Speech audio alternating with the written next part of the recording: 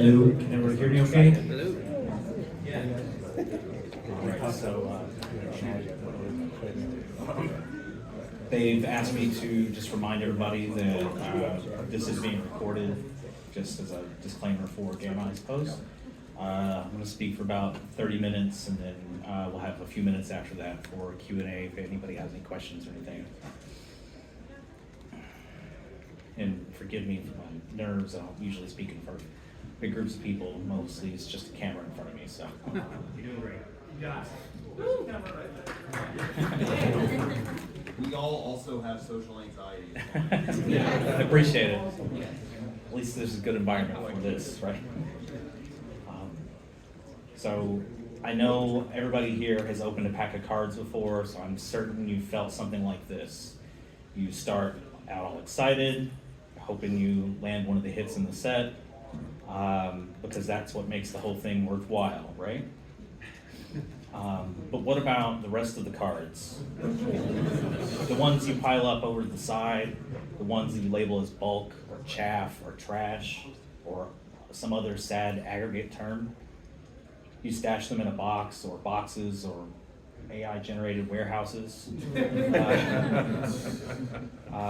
give them away. You hope somebody will come and buy them all from you so that it's not your problem anymore, because that's what it is now. It's a problem, right?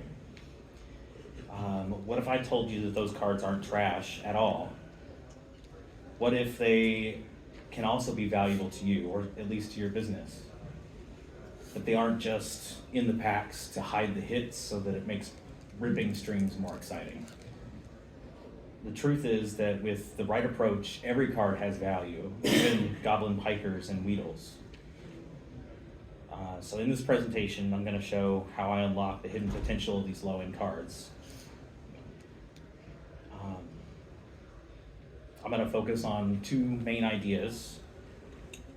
First, we'll delve into some key principles that let us see how these cards hold more value than they might seem.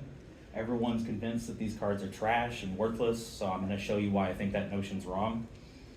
And second, we'll explore some of the practical strategies, processes, and tools that I feel like everybody can use with the right mindset, not just to turn these piles of cards into something a little more worthwhile, but also being good at that will help you be better at dealing with the higher end cards as well. So if you can make it selling bulk cards and turning that into money, you can make it selling pretty much anything. So who am I? First off, who here has seen some of my content before? Thank you so much. I'm humbled. Thank you. So odds are, like I said, most of you haven't heard of me or seen me before. My name's Chase Geary. I run TCG Bulk Kings.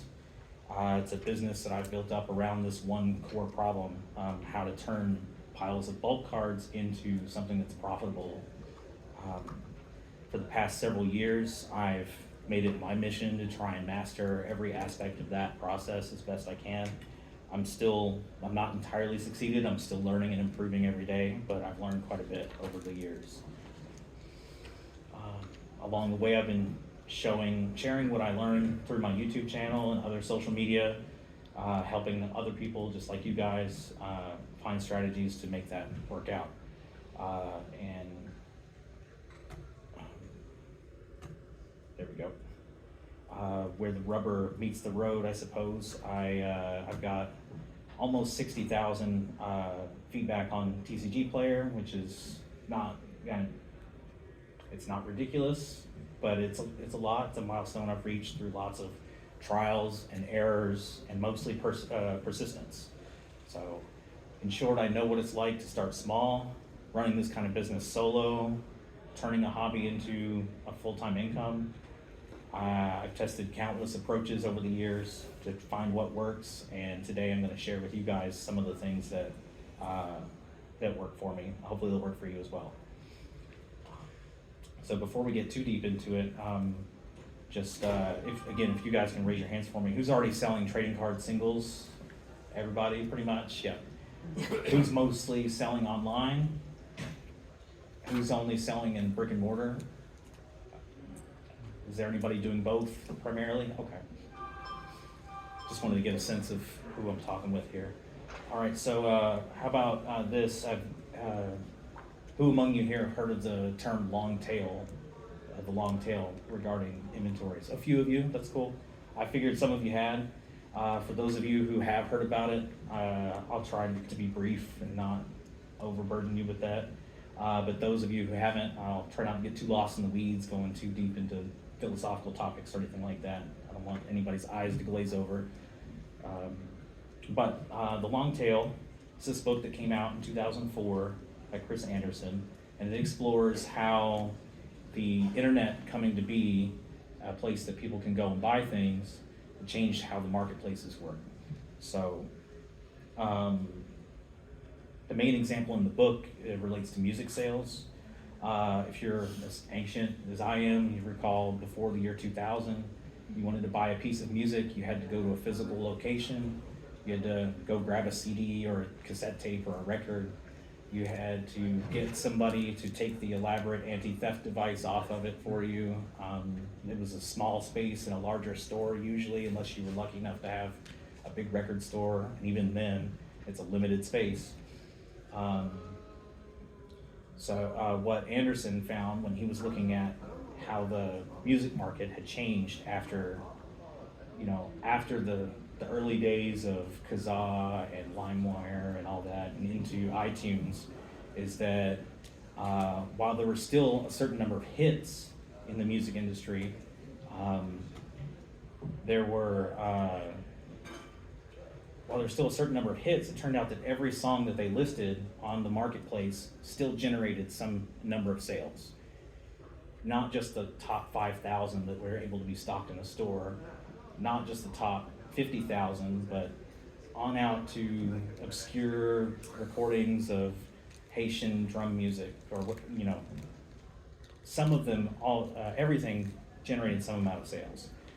And because there was very little reason for them to not put those on the digital marketplace, because it didn't take up shelf space, there's no reason for them not to do it, it's just another button to click. They went ahead and did it. And the aggregate of all those sales in what's called the tail of the demand curve was staggering compared to the extra work of just hitting an extra button to get those listed. In fact, he found for the music industry that long tail of very obscure niche songs added up to more value than all of the value of the hit songs that were downloaded.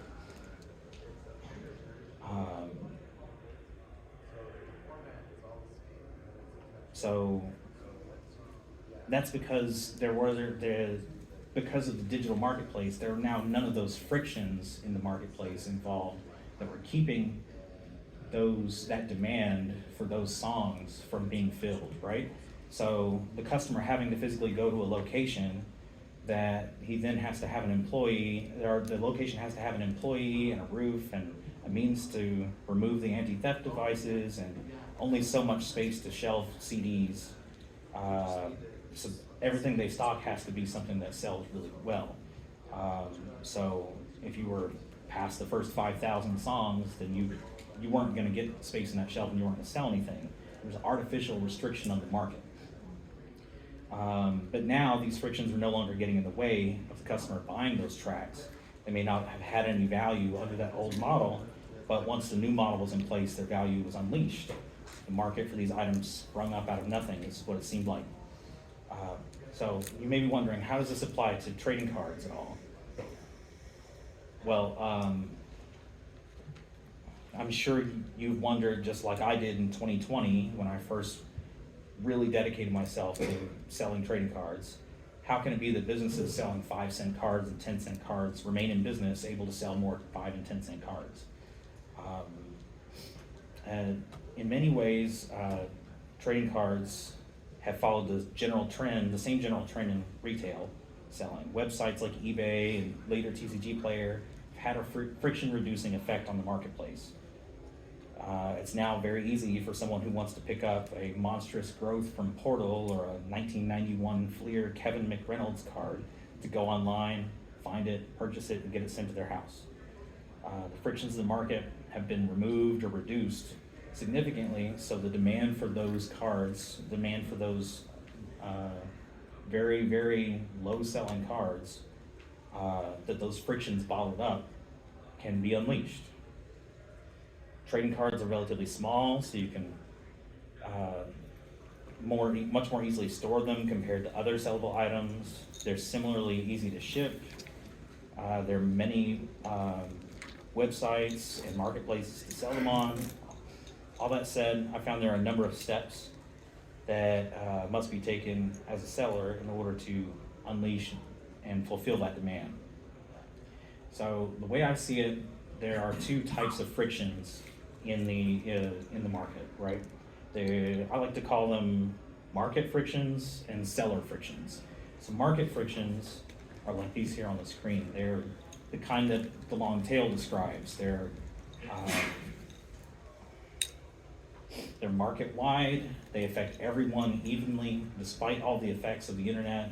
Reducing these frictions, there's still such frictions in place today. There have to be, because otherwise, the alternative would be someone thinking, oh, I want this card, and then it just appears on the table in front of them, right? For free with no effort on the supplier's part either. So market frictions that still exist are the fact that you physically have to move a card from yourself to the buyer, like shipping it out to them, and the costs involved in that. The transaction fees for a purchase, both in total amount and in how they're structured on each platform. Lower fees make cheaper cards more profitable. The process of listing cards on each platform or wherever you're selling it all is a friction. If it's more difficult to list on this marketplace, it's going to be more difficult to justify putting cheaper cards on the marketplace. Anybody here who's listed on eBay versus listing on TCG Player knows they're very different. So then there's the visibility and the market presence of the various platforms. So if you only list all your sports cards on buysportscards.com, you're not going to sell as many as if you list them on eBay. So unless you're somehow a decision maker at one of these companies, or are moving completely only on your own platform that you control yourself, you can't really do a whole lot to change the market frictions. Walmart couldn't invent iTunes to sell music more effectively either. So these are the constraints within which we all have to work. And while we can't change the weather, we can all make sure we have umbrellas. We can always keep on the lookout for weather changes, right? New features, new platforms, new ideas.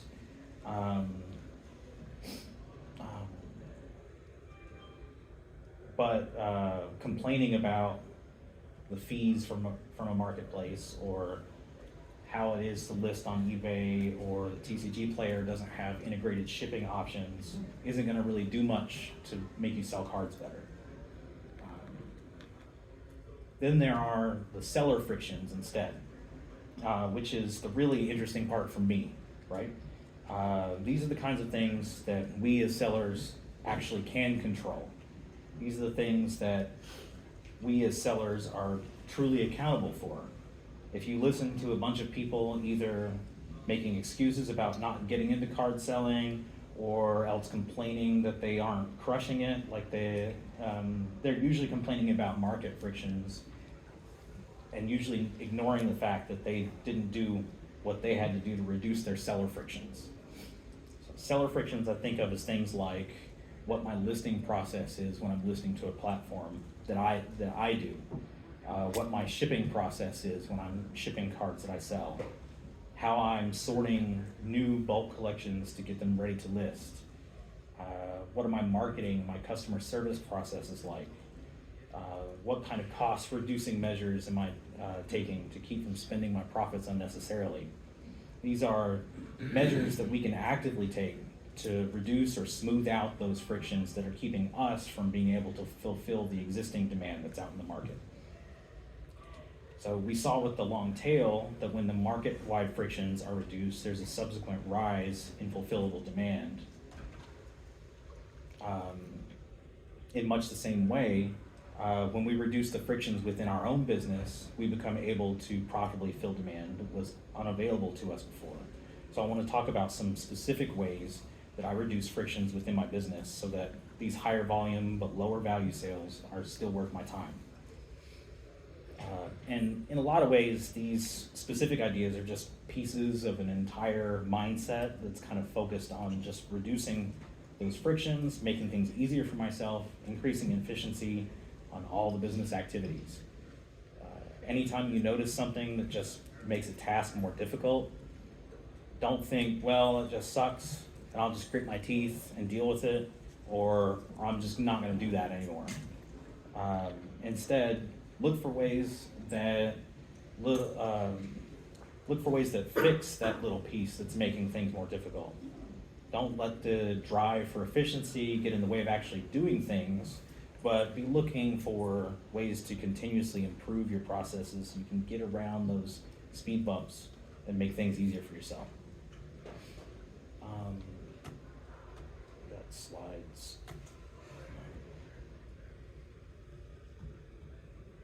There we go, I skipped this one somehow. So shipping, a simple idea. I'm sure a lot of you, I'm sure I'm preaching to the converted on a lot of you guys, a lot of this, but it bears saying. A lot of people forget some of these things.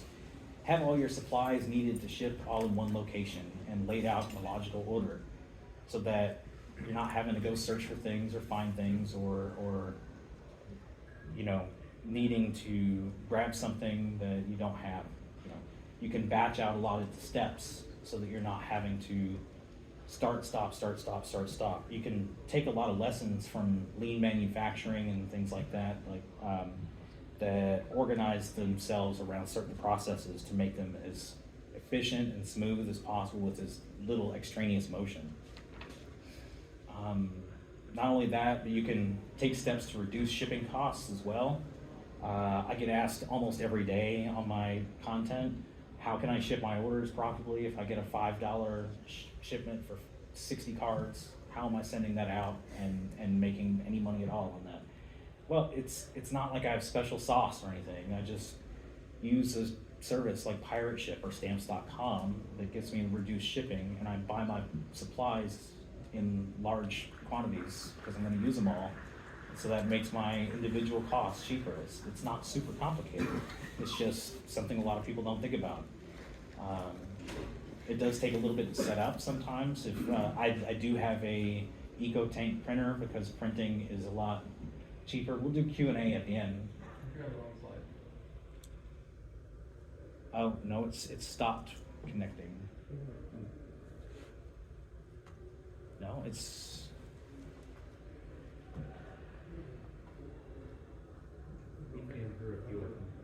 There we go. It's different on the screen than it is on here. So. It's all right. Thank you. I appreciate it.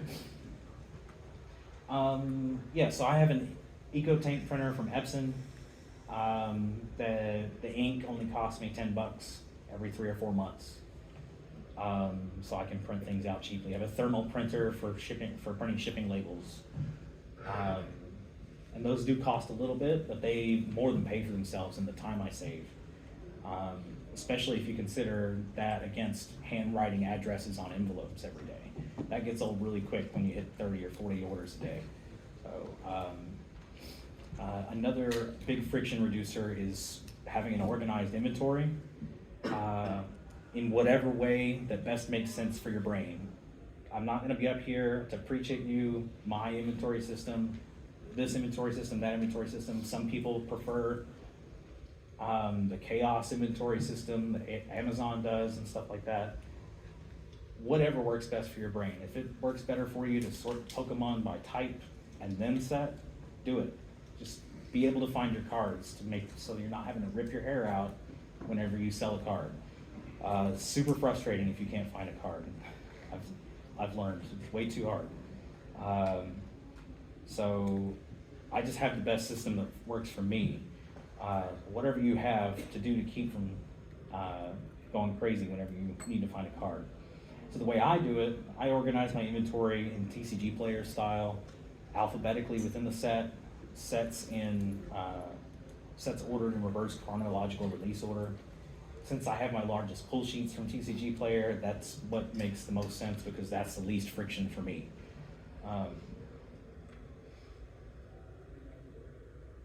I've adapted my sports card and non-sports, non-TCG inventory the same way, just to make it simpler in my head. I'm still the same way. I keep the sets organized by year. I'm not super fixated on trying to keep the sets within a year in a certain order, but my 91 Score and 91 Fleer cards are gonna be pretty far away from 2022 Allen and Ginter, right? Just because they need to stay in order, so it's easy for me to find.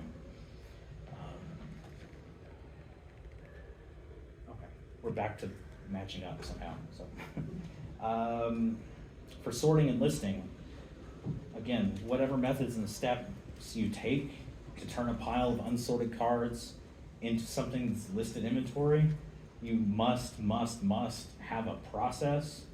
There must be a system that you apply every time to whatever batch of cards you're processing. It can be simple, it can be complicated. Whatever your system is, it has to be done the same way every time, so you're not making decisions on every single card that you're sorting. That sucks up your time, it sucks up your energy. It's just a big weight off of your shoulders to have a system in place. This flow chart here is an example of my system, and I know it's kind of complicated, but it's all been thought out ahead of time. The steps are all now just obviously the right thing for me to do in my system, so I'm not having to make a decision every single time. And once you have your system set in place, then you can go about starting to modify it so that you know what what you're doing, what you're actually changing. So there's no point in modifying a system that's not established and that you don't know how changes are going to actually affect the system. So, this is a much cleaner looking version of the same flow chart. The flow chart, the last picture is in my notebook here. So I take a raw bulk collection, and then I've got either TCG or non-TCG player cards, right? Some non-TCG player cards would be like Pokemon stickers, or sports cards, or whatever, right? If I take the TCG cards, then I'm gonna game sort them. Yu-Gi-Oh, Magic, Pokemon, other TCGs. Then I'm gonna take those sorted cards and I'm gonna sift them for $2 and higher cards, or not $2 higher cards.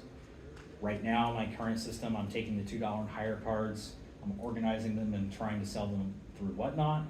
Everything that doesn't go on Whatnot then gets processed to go on eBay and then cross-listed onto my website. The bulk cards, they then get categories sorted for foiling, rarity, all that kind of stuff, and then they get processed. If they can go through what's now scan and identify, used to be quick list, on TCG Player, they'll go through that. Otherwise, they get processed through filtered CSVs through TCG Player, and then the excess gets put onto my website as well. And then for non-sports cards, again, it's above bulk and non-bulk. Above bulk will go through the same process as the above bulk cards for TCGs. The rest of it gets sorted by number and then processed through Card Dealer Pro to put on eBay and also to my website. So, I do the notes in the corner there about my maximums and minimums on different platforms and stuff. So, once, of course, any time you have any repetitive tasks at all, be on the lookout for the possibility of some kind of automation that can be used to reduce the time and energy and thought and work involved. There are, of course, many card sorting robots out there on the market, but unless you're already a medium-sized or larger business, most of them are, in my opinion, a bit pricey for our purposes. But don't let that keep you from looking for solutions to these kind of problems. So I'm currently using a few tools to help me get through that big massive flow chart more efficiently. I'm using the CardBot by Cardcastle for the initial sifting and for the early stages of sorting. I have a document scanner, and this is actually a picture of my document scanner over here. It's a Fujitsu 6130, it's an older model. I use that to take scans of all the cards that I'm either running through TCG Player's Scan and Identify or into the Card Dealer Pro program for listing on eBay. And it does great, doesn't scratch the cards or anything like that. It takes a whole lot less effort to drop in 20 cards and hit a button than it does to take a picture front and back of every single card. So, then I have some tools that help streamline listing my inventory to my WordPress website too. So I know Shopify offers a lot of friction reductions, but I couldn't justify the cost 3 years ago when I was just starting out I guess 5 years ago now, to just go for Shopify at the time. So now I'm kind of grandfathered into dealing with that. And I've learned a whole lot messing with the WordPress website myself along the way. Rather than doing a lot of those tasks by hand or individually, the tools help me list hundreds or thousands of cards a day, all by myself. Now, of course, a lot of that doesn't matter. Let's do it again. A lot of it doesn't matter if your customers can't find your cards so that they can buy them, or if you immediately make your customers never want to shop from you again, right? So you need to go where the buyers are. You have to be in the places that they're shopping. TCG Player, eBay, whatnot, if you can do live selling. And that's less scary than you think. So it's less scary than this. So. By all means, have a website, have a store, go to card shows, whatever you need to do, but be prepared for the fact that the buyers aren't automatically going to show up like they do on TCG Player or eBay or places like that. That's why you need to show up where the buyers are. Use the sales that you make on other platforms as a means to gain customers to send to your platform, rather than getting customers just so that you can get sales. That makes the customer your goal rather than the 10-cent card sale, the 50-cent card sale, the $10 card sale. Another thing, you need to build your brand, right? While feedback and reputation in a general sense aren't as important for online sales as they were 15 years ago or 20 years ago, it's still important. Reputation isn't dead, but it has evolved somewhat so that good reputation is seen as somewhat the baseline of acceptable selling, and a bad reputation is fatal, right? It's like the old experiment that shows that losing a $5 bill feels just as bad as finding a $20 bill feels good, right? So building your brand is a great way to establish a positive reputation that gets people coming back to you, gets buyers buying from you on purpose rather than by some happy cart optimizer coincidence. So ways you can establish your reputation or your brand include just minimally packing orders in a clean and effective way. Don't make your orders look crummy and be remembered for how bad they look. Surprise them with how professional and clean that your orders look when they arrive at their house. So make the experience positive for them. Don't assume that every customer service interaction that you have is automatically an attempt to try and scam you. Most people don't have time to scam you. Give the customer the benefit of the doubt. We've all received orders that have shown up to us and they're damaged in transit. We've all made mistakes when packing an order to send to somebody. It's much more likely that something like that happens than someone is trying to scam you, especially for lower end cards, cheap cards, right? Just take care of the customer and move on, right? If you immediately come out on defense, if someone sends you a message, hey, my 50-cent card showed up, it's got a ding on it, can I get my money back? If you come out on defense, it just makes you look insecure and unprofessional at best, and like you might instead be trying to scam people at worst, right? Maybe you send it on purpose with a ding on it. So another thing you can do is to have more of what anybody could want from you, right? It's unlikely that a buyer is gonna keep buying soul rings from you forever, one a week for the rest of their life, right? They may need 4 Skyclade clerics next week, and then next week after that, they're putting together a forgotten fish deck because their friends are coming in from out of town but never played Magic before, but they want to play.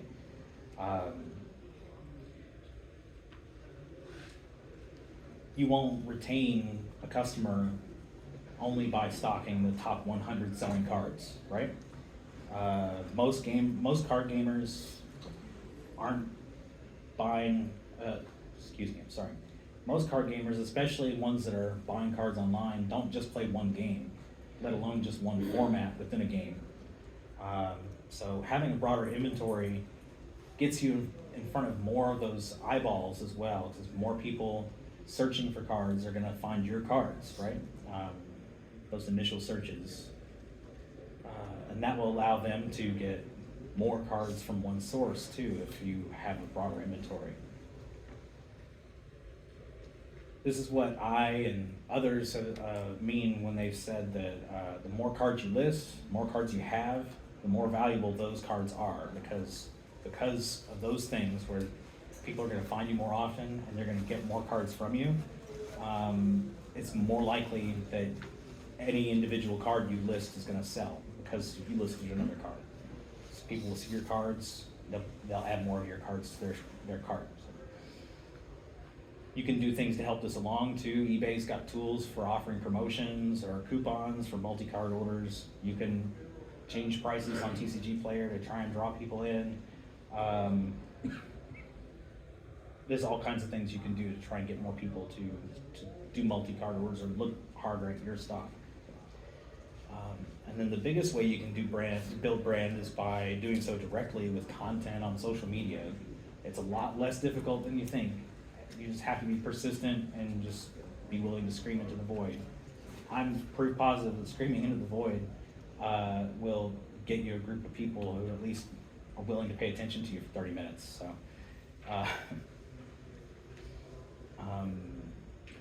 it can have a direct effect on sales if you're pushing that way, but it can have a less direct effect and just build your reputation, make you seem like a trustworthy and human person in the market, right?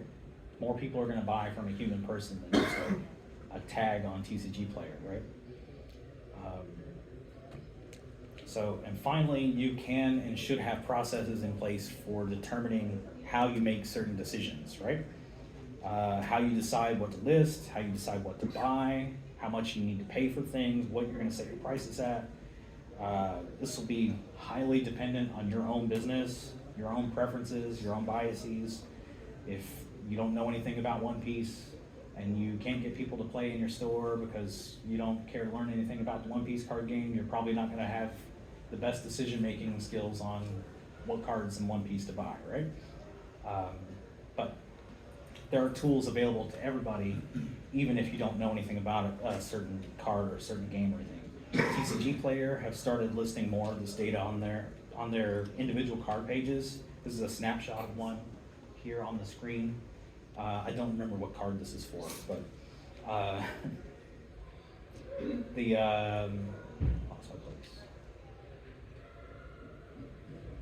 so it shows you what the current supply is on the website, the number of current sellers, the quantity sold, so you can figure out how fast the cards are selling over certain time periods, all kinds of other info there.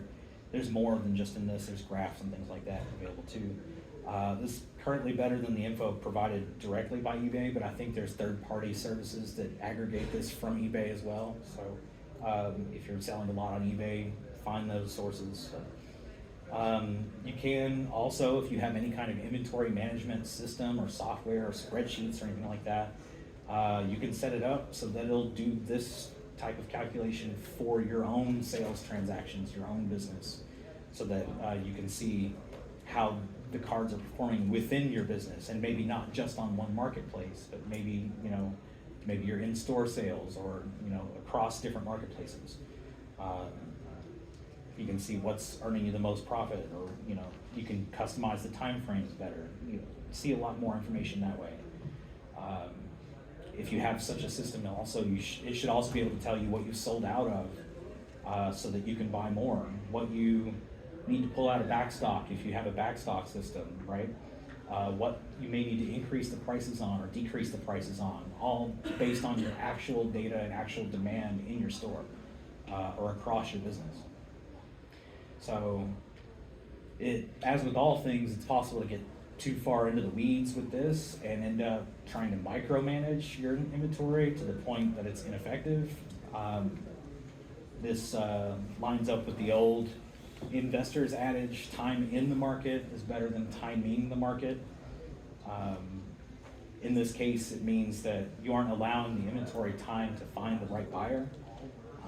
That can be fine if you've got a small, really liquid inventory, but we're talking about scaling up low-end bulk cards, so it's a marathon game, and the only way to win is to keep playing. Trying to micromanage whether or not you sell this card for 18 cents instead of 17 cents is eventually going to be not worth your time. So that's pretty much all I had to say to wrap up. Every card has value because every card has demand from the long tail effect. The demand is bottled up by frictions in the market, which have been reduced by the internet to an extent, but reducing the frictions within our business allows us to be able to fulfill that demand.